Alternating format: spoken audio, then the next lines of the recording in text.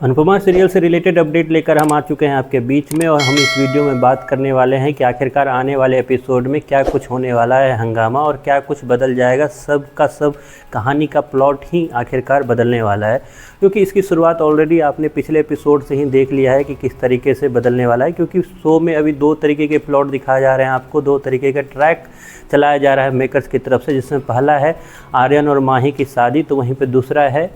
प्रार्थना और गौतम के बीच की जो लड़ाइयाँ हैं और उनकी जो डाइवोर्स की बात है, वो सारी बातें अभी लगातार चल रही है। तो क्या इन दोनों कहानियों का अंत एक ही टाइम पे होगा? तो इसका जो आंसर है वो यही है कि जी हाँ, दोनों कहानियों को पैरेलल रूप से चलाया जा रहा है, बिल्कुल बराबरी से, और दोनों कहानियों को इक्वली रूप से एक साथ कर दिया जाएगा ख़त्म। ये मैं इसलिए कह रहा हूँ क्योंकि दोनों कहानियों का जो एवरेज ग्रोथ दिखाया जा रहा है, अगर आप नोटिस करोगे तो बिल्कुल बराबर ही दिखाया जा रहा है। एक तरफ जहाँ आर्यन और माही की शादी अब जस्ट आपको आने वाले एपिसोड में दिखाई जाएगी, वहीं पे दूसरी तरफ दिखाया जा रहा है कि किस तरीके से अनुपमा ने अब ठान लिया है और प्रार्थना ने भी अब अपने आप को मजबूत कर लिया है कि वो टोटली करने वाली है गौतम को एक्सपोज। और उसी चीज़ पे इस वीडियो में हम बात करेंगे कि अब गौतम होने वाला है फुल्ली एक्सपोज, और एक्सपोज करने के लिए सिर्फ अनुपमा नहीं, प्रेम और राही मिलकर एक प्लान बनाएंगे और प्लान का हिस्सा प्रार्थना भी रहेगी और प्रार्थना करेगी गौतम को फुल्ली रूप से एक्सपोज। और एक्सपोज करने का तरीका होगा वो होगा वीडियो रिकॉर्डिंग। जी हाँ, हमने देखा पुराने एपिसोड में और आने वाले एपिसोड में भी आपको दिखाई देगा कि किस तरीके से एडवोकेट के पास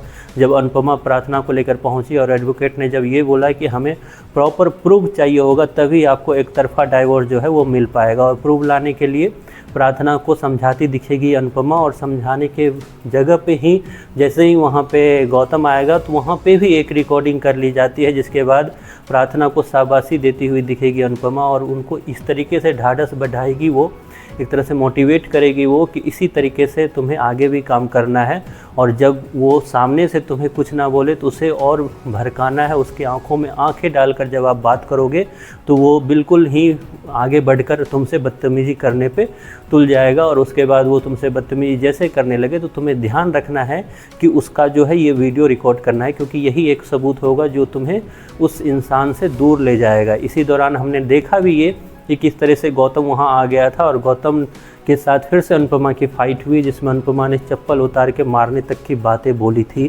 क्योंकि जब गौतम और अनुपमा की फ़ाइट होती है तो वहाँ लैंग्वेज बैरियर बिल्कुल ख़त्म कर दिया जाता है मेकर्स के द्वारा, और जो अनुपमा है बिल्कुल खुले तौर से उसको जो मन में आती है वो बोलती है, क्योंकि उसने हरकत भी वैसे ही की है। क्योंकि उससे पहले उसने उसके अंश को पीटा, उसके बाद उसकी रसोई जला दी, तो अनुपमा का ये गुस्सा भी गौतम के लिए बिल्कुल लाजमी है। तो गौतम के खिलाफ अब 3 लोग हो चुके हैं एक साथ, 3 के बदले 4 लोग आप बोल सकते हो, क्योंकि प्रार्थना भी हिस्सा है। वो है अनुपमा, राही, प्रेम और प्रार्थना, जो मिलकर करेगी गौतम के इस जो हरकत है उसका पर्दाफाश, और जल्द ही गौतम आपको कोठारी भवन से दूर जाता हुआ दिखेगा।